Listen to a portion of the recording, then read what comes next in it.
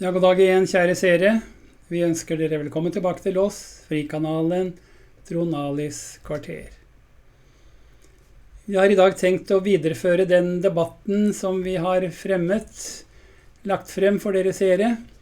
En debatt om viktige ideologier, måter å tenke på, som har å gjøre med staten Israel. Viktige ideologier, sionisme, politisk, ideologisk grunnlag for staten Israel, slik det slås fast også i Israels uavhengighetserklæring. Sionisme, politisk grunnlag for staten Israel. Anti-Zionisme, hva måtte det innebære? Og anti-Semitisme, jødehat som det også kalles. Hva er eventuelle forbindelser eller ikke-forbindelser, relasjoner mellom disse holdninger? Det er spennende, nødvendig og viktig tema. Vi fører videre i dag den debatten altså, med en avsluttende tredje del. Vi har sendt 2 deler før. Finn dem gjerne frem og se gjennom dem. Vi her på Frikanalen, Trond kvarter, er tilgjengelig på sendingene våre hver kveld klokka 8. Følg oss gjerne. Her altså fortsettelsen av debatten. 4 debattanter på et stort møte i London om disse måter å tenke på, synspunktene, ideologiene som vi har berørt. Følg dem gjerne. Thanks all for listening, and thank you to all 4 of our panelists for absolutely brilliant opening speeches. Now, it is time to announce the result of the vote taken as you were coming in and before you'd heard a word of those speeches. This is the picture of how you felt when you walked into the room tonight. For the motion, 15%. Against the motion, 59%. Undecided, 26%. So I'll repeat that. The motion, obviously, anti-Zionism is anti-Semitism. For that motion, 15%. Against, 59%. Undecided, 26%. Now, we're going to move on and have some discussion with the panelists. I'm going to sit back a fraction so that they can actually see each other and engage a bit. And I want to come back to Melanie, because we haven't heard from her for a while. We'll just do a couple of questions up here, and then we're going to throw it open to all of you on the floor. So, Melanie, why don't you deal with this charge from the other side that you're attempting to silence a moral position? Well, Mehdi says that we have produced straw men. I find it a surreal experience having listened to him, because he misrepresented everything that I had said. He went on and on about how you have to vote with him because we, i.e. I, have said that anyone on that side is an anti-Semite and racist. I'm sure you, ladies and gentlemen, heard me say very explicitly that I was certainly not saying that. I draw an extremely important distinction between anti-Semitism and anti-Semites. I said explicitly that by no means everybody who supports anti-Zionism is an anti-Semite. By no means everybody who supports anti-Semitism is an anti-Semite. People support stuff that they believe to be true because they are ignorant, they're ill-informed, they're ideological for a variety of reasons. I can't see into people's souls. I'm sure that Mehdi Hassan and Ilan Pappé are both deeply honorable men. I would not presume to say what is in their minds or what their motivation is. I do not presume to say that people who support anti-Zionism and who would wish to deprive the Jewish people of their right to live in their own homeland are anti-Semites. I am saying something different. I am saying that the discourse is fundamentally anti-Jew. Why? Not because Israel, the Jews alone are entitled to a state in the land of Israel. Again, Mehdi says, I said that. I certainly did not say that. You, ladies and gentlemen, will have heard me say explicitly and in terms that the Israelis have always agreed to share the land with the Palestinians. Right, so They have been offered a state of their own in 1936, in 1947, and on repeated occasions in the 2000s, and their response has been to the offer of a state of their own, living in peace and harmony alongside the Jews of Israel. Their response has been terrorism and war. I would dearly love to see that happen, a state of the Palestinian Arabs living side by side. I don't think it's going to happen, but that's another story.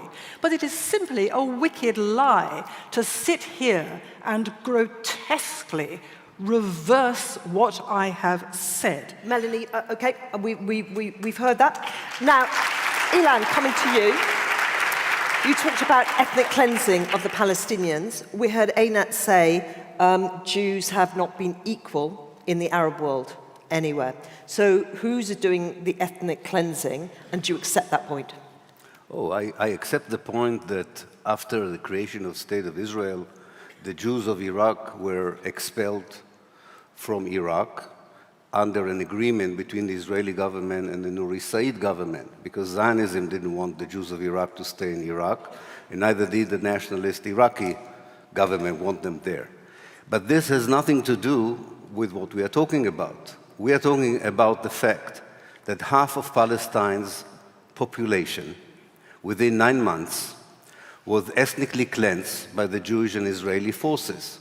500 out of 1,000 villages were demolished, wiped out upon the earth. 11 Palestinian towns were depopulated by force. This was not immigration. This was not a call, as in the case of Jews in North Africa, by a new Jewish state to Jews and come and be with us. It's better for you to be a Jew, a Moroccan Jew in Israel than a Moroccan Jew in Morocco. This is a different story. Here we are talking about a crime against humanity that was committed within 9 months in 1948, that there's no other definition for this. Otherwise, why would half of Palestine's population become refugees if they were not expelled by force by a settler colonial movement? So you've made these points already. Yeah. Deal with the point about the inequality of Jews in the Arab world. I can deal with, first of all, the Jews were treated in the Arab world much better than they were in the Christian world. Far better, far better. And especially in countries such as Iraq. Can we just hear the speaker, please? Especially in countries such as Iraq and Egypt and Morocco. Until the rise of Zionism, Jews were holding positions of power. Jews led secular, rich, and religious life. And all this fabric that was holding on for centuries was broken down first by the Zionist ideology that told Jews in the Arab world that they do not belong to the Arab world, and by a reaction by fanatic Arab nationalism saying, okay, so you have to decide whether you are Zionists or you are Jews. Okay, thanks. So this is historically... Right, we're moving on. Einat, can you deal with Mehdi's point, please, that, that you and Melanie are suggesting that every anti-Zionist is a bigot and a racist, that this is a naked slur? That is such a simple rhetorical trick. Make things sound so extreme, so outrageous, and then people say, oh, that's not what we meant, that's not where we said. The motion is very clear, and again, this is not an academic debate. The topic here tonight is not just anything, any policy. This is about people's lives here. And today, in effect, in the UK, in the West, anti-Zionism has become the respectable, shiny way of being anti-Semitic, because we already have.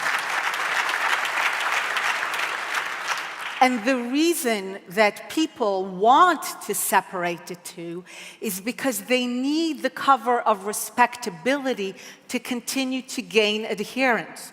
If you knew it was anti-Zionism, you would reject it, because anti-Semitism, you would reject it because you would know where it leads. But as long as it's presented to you as something rational, and remember, anti-Semitism in the beginning also appeared rational. It was also supported by elites. athletes. It's thrived on universities. Nobody thought it would lead where it led, because that's how it gained adherence, by people thinking that it was different, that it was new. And this is what we're seeing. We're seeing a concerted effort to maintain the respectability of that position so that the process of dropping our defenses can continue. Thanks for that. And Mehdi, one for you. Can you just deal with Melanie's point, the distinction between anti-Semite and anti-Semitism, the suggestion that there's a discourse that is fundamentally anti-Jew? I can't deal with it. You'd have to ask Melanie to deal with it because it makes no sense to me. The idea that you can say, I'm sorry, when we talk about academics and real life, let's get away from university halls, with respect, Ilan. The idea that you say, let's all vote tonight, that anti-Zionism is anti-Semitism, and then I say I'm an anti-Zionist, and you say, but you're not an anti-Semite. That makes no sense. Capitalism is something you say you're a capitalist. I mean, this is pedantry to try and pretend that you can go after the ideology, but not the people who identify with that ideology. It's absurd to say that. By the way, Einat mentioned that it's a rhetorical trick to do that, which is a nice line, but then she literally in the next sentence went on and said, unless my ears are deceiving me, anti-Zionism has become a respectable, shiny way of being an anti-Semite. So I'm an anti-Semite who's using anti-Zionism in a respectable, shiny way. Why not just come out and say it? I don't know why you're hiding it. Call me an anti-Semite. Are you calling Mehdi an anti-Semite? Am I an anti-Semite? Because I say I'm an anti-Zionist. I know you're not, Melanie. Are all the Palestinians anti-Semites? Because they're all anti-Zionists. Just say it. Be brave. Be brave, say it. Right, we're going to open this to the floor now. No unless you want to answer, Anna. Absolutely. People who think that the Jews alone have no right to be masters of their fate, who want us yet again to be powerless, to go back to how we used to be, there is only one name for that. I'm not making it personal, but yes, I am here today precisely to fight the veneer of respectability that anti-Zionism has, because I don't want to wait to see where it leads. People waited too long thinking that anti-Semitism in Europe was scientific, was respectable. We know where that led. I don't plan to wait again. We've heard that point. Right, it is time to hear from all of you now. So there are ushers with mics, I should say. Do please raise your hands. Go for it. And then in a moment, we'll take the second vote. So let's have number 1 and number 2. And let's just go in that order, 1 first. Thank you. Thank you. My question is for Melanie. Mehdi, I think you're great as well, so thank you for everything. Well, we know where your loyalties lie as you ask your question. Long story short, I'm 19. I go to King's and I study religion, philosophy and ethics. And I studied Judaism. I'm a Muslim, but I chose to study Judaism. And I read Arthur Koestler's The 13th Tribe of Israel.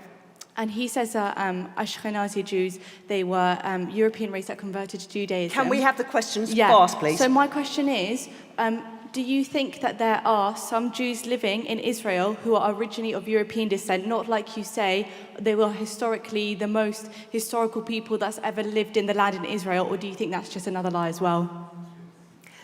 Hold that thought. We'll have question number 2, please. A question for Mehdi and Melanie. The newly elected MP for Peterborough, Lisa Forbes, has been branded in some quarters an anti-Semite partly because she signed a letter objecting to certain examples in the IHRA definition of anti-Semitism. What do you think about this? Thanks for that. Okay, let's deal with those questions first then. So Melanie, if you can deal briefly with the first question, the history. So I didn't actually understand the question. I'm so sorry. I didn't quite understand what you were talking about. Were you saying that some Jews are not Jews? Is that your point? No, that they're not converted Europeans. You were saying that Jews, they're the most they are the longest people who have lived there for the longest time historically, but some Jews have converted from European Christians to Jews. So actually, they weren't the longest people that lived there because they used to live in Europe. Okay. So maybe Palestinians were the longest people that have lived there because they were living in Europe. Okay, can we just have we need to get through quite a lot of answers. I'm so sorry. Short, quick answer for that. The simple answer to your question is that the Jewish people are the only people for whom the land of Israel was ever their national kingdom, several hundred years before Islam was invented and the Arabs invaded. And that is the point I was making. They are the only people for whom Israel is their national kingdom. The fact that many Jews haven't lived there is self-evidently true, but that is not the point. The Jews are entitled to the land of Israel because that is their ancient historic homeland from which they were dispossessed by waves of colonial invaders and which they have got back from colonialism and which some people think is actually that they should not be able to do that. That's the point I was making. Okay, thanks for that. We're not going to spend more time on the deep history right now. Coming to the Peterborough question, Mehdi, deal with that. We were asked for views on the letter. About definitions. I don't know about the letter. I do know that I don't live here, so I don't follow Labour politics as much as I used to, but I do know that Lisa Forbes liked a Facebook post which referred to Theresa May's Zionist slave agenda or some such formula. In my view, that's clearly anti-Semitic. She has her excuses. She says that she didn't read the text. She was trying to support a video that was in solidarity with New Zealand victims. Each to their own, whether they believe her or not. I don't know Lisa Forbes. I don't know anything about her. All I can say is that statement, saying Theresa May has a Zionist slave agenda, is clearly anti-Semitic. It's where, quote-unquote, anti-Zionism does go into anti-Semitism. I think I opened my speech by conceding that I've never denied that there are anti-Zionists who become anti-Semites. You've answered that question. Number 4, please. Can we stand up? Sorry. Yes, I'm standing up. Thanks. Can we have some questions to our other 2 speakers now? Speakers, for the motion, I'd like to ask you to comment on Nakba and how do you think Palestinians should be dealing with the consequences of Nakba. Thank you. Thank you. And down at number 1. I'm going to take a couple all together to get through some more. We're running out of time. Hi. Well, to paraphrase Bret Stephens and Peter Beinart, anti-Zionism is not anti-Semitism, but it might as well be, practically speaking. But we're dealing with a lot of semantics here, and my question is, I'm having a little identity crisis. I'm Jewish, I'm a Zionist, I'm deeply troubled by 1948. I wouldn't call it ethnic cleansing, Mr. Pape. It was a strategic choice. We need to do, okay? It was a strategy because it was a time of war. My question is, why are we, this is almost masturbatory, you should pardon the expression. What is the solution? We're all thinking kind people. What is the solution? Who's your question to? All of them. Okay, I'm going to ask that one. That one can be for Ilan. What's the solution? And we had, someone up here, yeah, we were going for. Yeah, number 3, please. Hi, this is a question for the opposition. Why is Israel singled out as a human rights violator in the United Nations, by the Labour Party, by many other entities, as compared to so many egregious violators of human rights, including in the Middle East? Why is it consistently singled out? Is that not a form of anti-Semitism? Thank you for asking a question. That's great. So, Einat, I want to hear from you first on the question of Nakba, which is, who would like to just define Nakba the best for us? Ilan, you're the historian. About what? The Nakba. Yeah. I did? Can you define the Nakba? Oh, the Nakba. Okay. Very, very quickly. I want to ask Einat the question. Okay. Just give us the historical definition in a sentence. Yeah. The Nakba is an operation of ethnic cleansing, which was a systematic expulsion of the Palestinians in order to de-Arabize Palestine and create on its ruins a Jewish state. In 1948. In 1948, but okay, thank you. No, it's important to say, the Nakba continues because only 50% of the people were expelled and only 80% of the land was taken. The Nakba continues every day in Gaza, in Nablus, in the Galilee, in the Nakab, and we should have a discussion about the destruction of Palestine and not about the nonsense that we're hearing here tonight. Obviously, this is the Palestinian term for what happened in 1948. It means catastrophe. Einat, I'm not sure if you accept that definition we just heard from Ilan, but anyway, deal with the question. That was not a definition. Okay, the story is very simple. The Arabs of the land, the Palestinians, could have had again and again and again a state of their own. They could have had it in half of the land, in 80% of the land. But every time when they were told, you can be masters of your fate in part of the land, but in another part, the Jews will be masters of their fate, no longer inferior to you, no longer submitting to you. Their choice again and again and again to the present has been to fight for all. They have again said, if we have to live next to sovereign Jews, better to fight until they are not there at all. And I will say this again, when you fight us, 3 years after a genocide, and you wage a genocidal war, telling us that we have no right to defend yourself, then we will fight you back. We will defend ourselves. Okay, and right, we're leaving that to divide this land. That's enough. But if you are telling us that it is you've made your all point. or nothing, You've made the point. then you sometimes have nothing. Mehdi, why is Israel singled out? Yeah, I don't accept the premise of the question, obviously. It's interesting you should say that Israel's singled out. There's a little R going out. Well, if you're watching this on YouTube, go back on YouTube and see that the first Intelligence Squared debate I did was not about Israel. I came here a few months ago to talk about the Kingdom of Saudi Arabia and its human rights abuses. So before I even turned up for Israel, I came to condemn Saudi Arabia. And this, I get it. There are lots of UN resolutions condemning Israel. I get that. But if you look at actual practical sanctions, there are no sanctions on Israel from Western countries for human rights abuses. There are against Syria, there are against Russia, there are against Iran, there are against North Korea. So no, I don't think Israel's being singled out. I'd actually like to see sanctions put on Israel so it's treated like other human rights abuses. Consistency, single standard. Right. I want to give everyone on the panel an opportunity to answer the question that we had from down here, which was, what is the solution? So a moment for optimism, but literally only a moment each. Melanie, can you go first? 2 sentences, please. What is the solution? It depends what the problem is. If you define the problem in the Middle East as a contest between 2 people with the rights to the land over the boundaries of that land, then you end up precisely where we are. But in my view, that's not the situation at all. The real situation is different. If you want a solution to the real problem, you have to stop the 100-year attempt to exterminate Israel as a nation-state of the Jewish people and to exterminate the right of the Jews to live in Israel as their own sovereign country.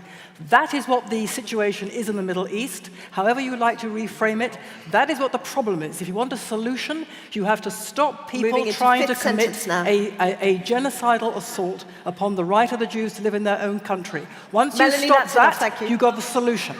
Thank you. Ilan, what is the solution? If you could just give me 2 sentences, I'd be grateful. Yeah. The only viable solution is to change a reality where between the River Jordan and the Mediterranean, you have now 12 million people, 6 million Palestinians without any human rights and civil rights, and 6 million Jews with all the privileges in the world. Only one state that ensures equal rights for everyone, regardless of their nationality, religion, race, or gender, is the only solution. And the return of the refugees that have been expelled. Yes, because the region is known for having so many of those states. The only response is for the Arab world to finally say something very simple: welcome home. To accept us as an indigenous people who are in their land, to accept us as equal claimants to the land, not exclusive, not superior, but people have an equal right to finally be masters of our fate in a land of our own, in part of the land, next to Arabs who will be masters of their fate in part of the land. That's the only way to live together. And Mehdi. I'm always amused. Einat made a crack in her speech, and now again, that we know what binational states are like in the Middle East. I'm always amused when Israelis say this, because last time I checked, 20% of the Israeli population is Palestinian. So it's already a binational state. We just want to give the Palestinian part of that state equal rights. Every year, Arab MPs, Palestinian citizens of Israel in the Knesset, almost every year, put a bill forward to turn Israel into, quote, a state for all its citizens. And every year, the president of the Knesset, last year he did it, will not allow it to even reach the floor for deliberation. So tonight I ask Einat Melanie, do you support an Israel for all its citizens? Because I do. We can call it Israel, call it whatever you want, but just give it a state for all its citizens. It is a state of all its citizens. No, it's not. It's very simple. In fact, Israel is a state of all its literally citizens. blocked a bill. The Supreme Court blocked the bill. You're gaslighting, Einat. The Supreme Court blocked the bill to make it a state of all its citizens. You know that. You're a former member of the Knesset. Okay, you've both had your say on that.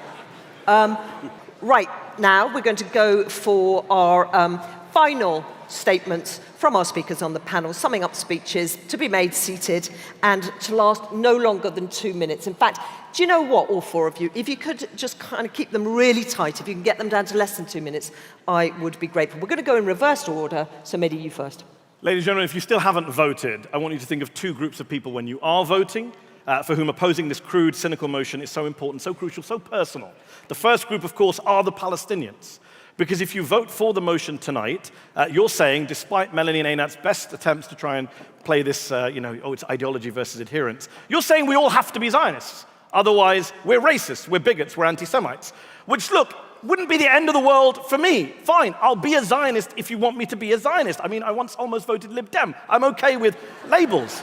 But to ask the Palestinians to not just accept their dispossession, their ethnic cleansing, their ongoing occupation, but to also call themselves Zionists or else is outrageous. You can't ask Palestinians to be Zionists. You just can't. And by the way, if they say it's racist to oppose Zionism, well, it's racist to ask Palestinians not to oppose their own occupiers. And look, if you don't care about the Palestinians, still vote against the motion tonight, because there's another group of people you'll be throwing under the bus if you vote for this motion, anti-Zionist Jews. People like Ilan, like my colleague Naomi, like Noam Chomsky, like the Haredi. And in a single sweeping move, you risk throwing all these people under the bus. Jews who oppose Zionism in good faith. We haven't talked about that today. Not once did the proposition acknowledge that we might have good reasons for our views, that we're not all trying to hide behind, what was it Einat said? The shiny respectability of the new anti-Semitism.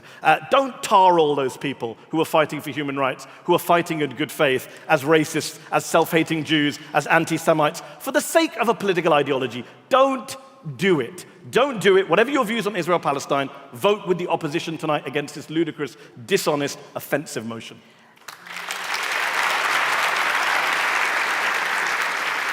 Einat, now your closing statement for the motion.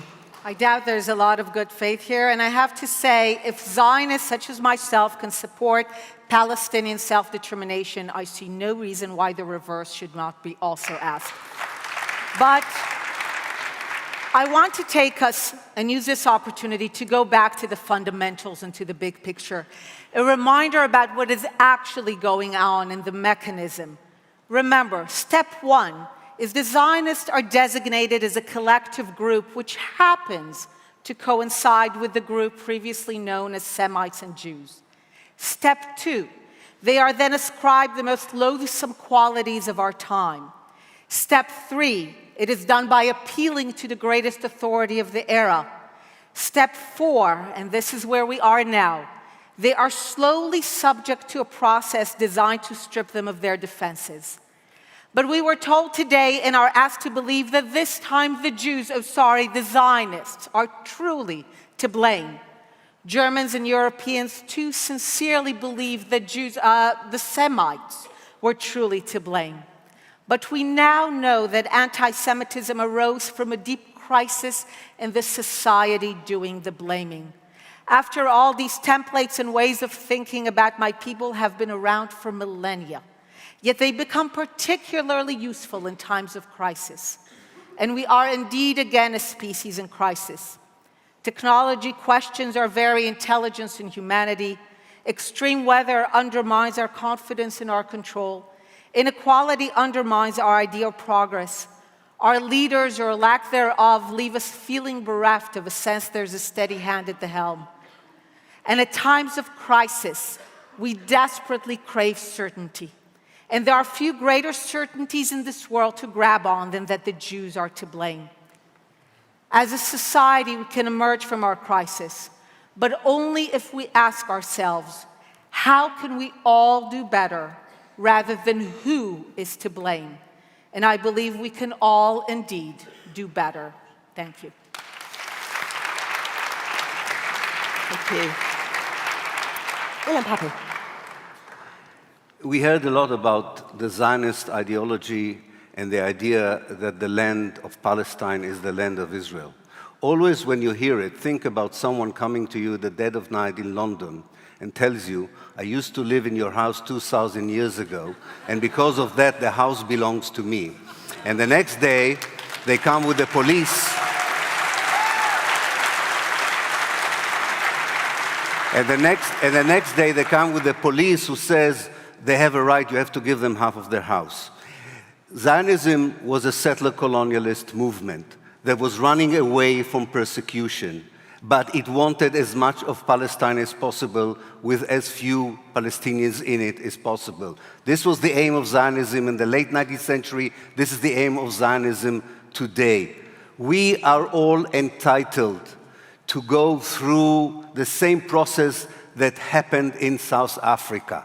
We are entitled, as Jews and as Palestinians, to live in one democratic state where everyone is equal, and stop and reject an ideology that claims that some people are equal and some people are not. I'm asking you, for the sake even for Jewish communities around the world, because settler colonialism in Israel will become worse as the century will continue. For the sake of the people who live here and the sake of the people who live there, we are entitled to have the same kind of democracy that everyone else has without Boris Johnson. Thank you.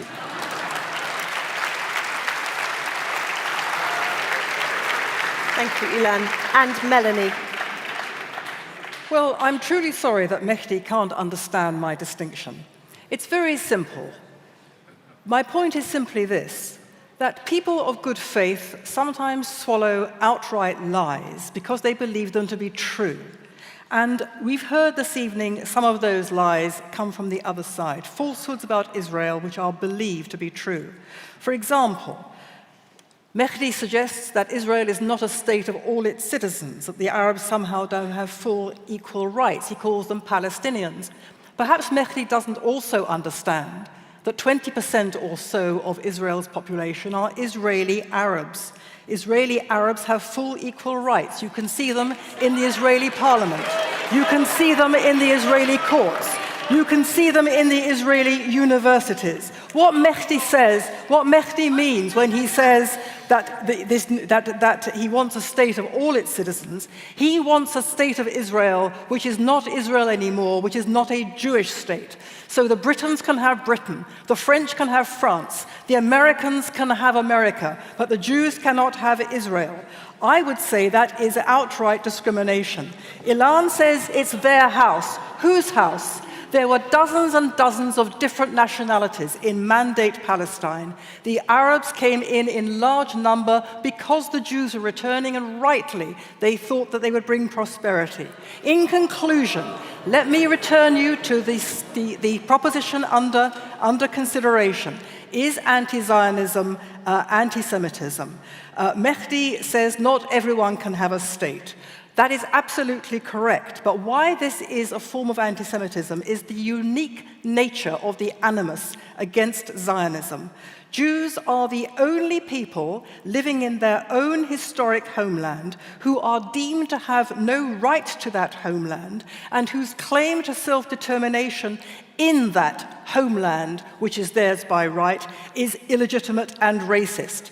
That vile, bigoted, malicious animus is unique against Israel, and it is why anti-Zionism is the unique calumny against the Jewish people, and it has exactly the same unique characteristics as anti-Semitism.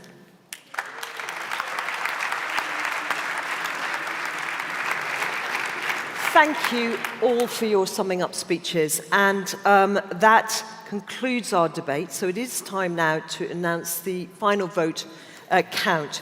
And a reminder that our motion this evening was anti-Zionism is anti-Semitism.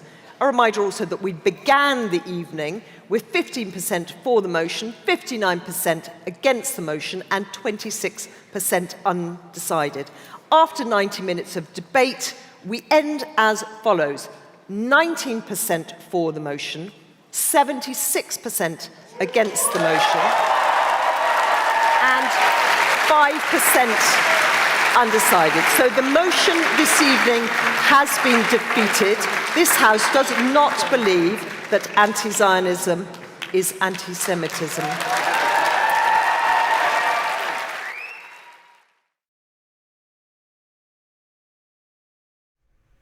Ja, kjære seere, det var avslutningen på denne debatten.